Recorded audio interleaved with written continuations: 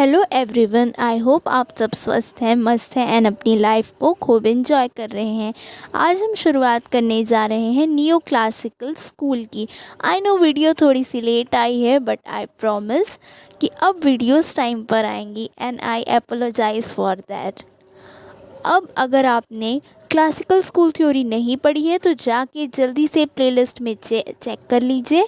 Hardly 3 to 4 minutes की video होगी और उससे भी पहले पढ़ाया गया प्री क्लासिकल स्कूल भी एक बार ज़रूर पढ़ लीजिए, क्योंकि उन दोनों थ्योरीज़ को जाने बिना न्यू क्लासिकल स्कूल की स्टडी इनकम्प्लीट है। So go and check the playlist right now, link description में दिया हुआ है। अब हम शुरुआत करते हैं नियो क्लासिकल स्कूल की। नियो से आप क्या समझते हैं? कोई ऐसी चीज़ जो नई है, जो न्यू है, that's what we call neo. तो क्लासिकल थ्योरी का थोड़ा सा मॉडिफाइड और बेटर वर्जन है neo classical school. Neo classical school के पायोनियर थे रोजी, कैरंड एंड जॉली। अब आपको याद होगा कि क्लासिकल स्कूल थ्योरी में सब के लिए एक ही पनिशमेंट डिफ़ाइन की गई थी, मतलब कि सेम क्राइम के लिए same punishment irrespective of a criminal's age, कि वो किस एज का है, उसकी सिचुएशन क्या रही होगी, इन सब चीज़ों पे ज़्यादा फोकस नहीं किया जाता था। बट नियो क्लासिकल स्कूल में ऐसा नहीं था। भले ही क्लासिकल और neo classical school somewhat similar हैं, लेकिन एक बहुत बड़ी जो पॉइंट ऑफ डिफरेंस है वो यही है कि यहाँ पे पनिशमेंट के कॉन्सेप्ट को थोड़ा सा मॉडिफाई कर दिया गया था।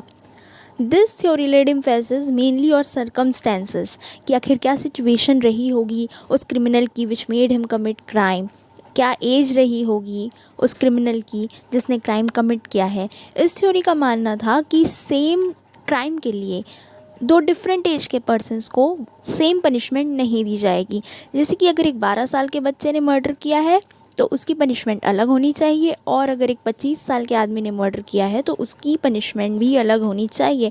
तो बेसिकली यहाँ पे क्रिमिनल की इंटेलिजेंस पे, उसके सिचुएशन पे, उसकी एज पे, हर चीज़ पर फोकस किया जाता था, unlike classical school theory.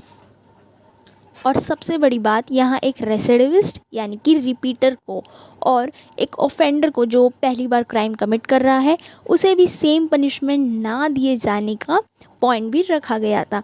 But आपने देखा होगा कि क्लासिकल स्कूल में एक रिपीटर को भी वही पनिशमेंट दी जाती थी जो एक फ़र्स्ट टाइम ऑफेंडर को दी जा रही है। तो ये चीज़ काफ़ी गलत थी। इन सारी चीज़ों को नियो क्लासिकल स्कूल ने मॉडिफाई करके प्रेजेंट किया था, इसीलिए ये एक बेटर वर्जन है और आज आप देख सकते हैं कि ये फॉलो भी किया जाता है।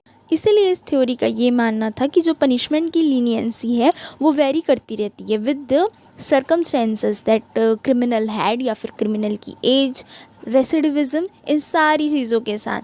तो ये था main point of difference between classical and neo classical school theory. इसीलिए मैं आपसे कहती हूँ कि एक बार क्लासिकल स्कूल थ्योरी ज़रूर पढ़ लीजिए, क्योंकि आप अगर कंपेयर कर करके पढ़ेंगे तो आपको चीज़ें ज़्यादा बेहतर ढंग से समझ में आएंगी।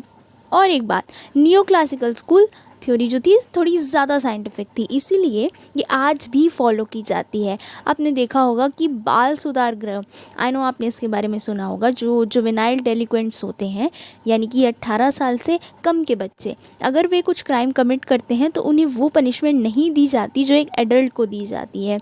तो ये था बेसिकली नियो क्लासिकल स्कूल का पॉइंट।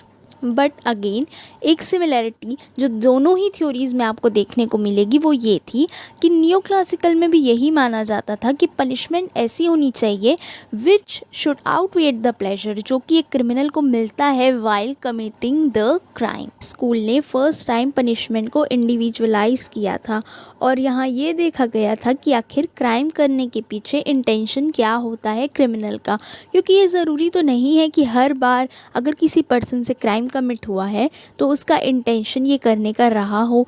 फॉर एन एग्जाम्पल, एक केस लीजिए जहाँ पे मर्डर कमिट किया किसी ने हीट ऑफ द मोमेंट के चलते, उसका कोई इंटेंशन नहीं था, बट ऐसी सिचुएशन आई कि उस इंसान ने खुद को कंट्रोल नहीं कर पाया और उससे एक मर्डर कमिट हो गया। दूसरा केस लीजिए जहाँ पे एक पर्सन ने पूरी प्लानिंग एंड प्लॉटिंग के साथ एक मर्डर कमिट किया था। एक और केस ले लीजिए जिसमें एक साइकोपैथ ने अपनी बीमारी के चलते एक मर्डर कमिट किया था। तो क्या इन तीनों को सेम पनिशमेंट देना कहीं से भी जस्टिफाइड है? ऑब्वियसली नॉट, बिकॉज जिसने हीट ऑफ द मोमेंट के चलते क्राइम कमिट किया वो सोसाइटी के लिए उतना हार्मफुल नहीं है जितना कि वो पर्सन है जो कि एक साइकोपैथ है।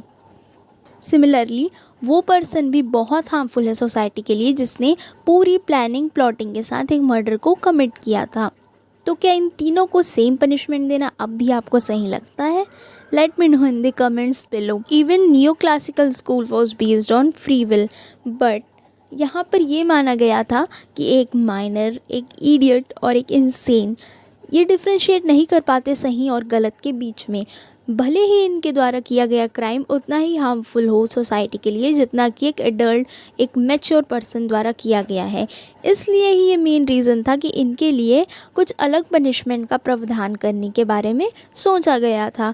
And that's why this neoclassical school was more scientific, as it laid emphasis on the person's situation rather than just putting a focus on gravity of crime the way classical school theory did। और यही सबसे बड़ा merit भी साबित हुआ इस theory का। I hope आपको नियो क्लासिकल स्कूल क्लियर हो गया है। अगर कोई डाउट है तो let me know in the comments below. इसके बाद हम टाइपोलॉजिकल स्कूल शुरू करने वाले हैं एंड आई प्रॉमिस वीडियो बहुत जल्दी आएगी। So basically keep studying and अपने नोट्स खुद से बनाइए, और अगर समझ में ना आए तो वीडियो को दोबारा ज़रूर देखिए। Do subscribe our channel to stay update and thanks a lot.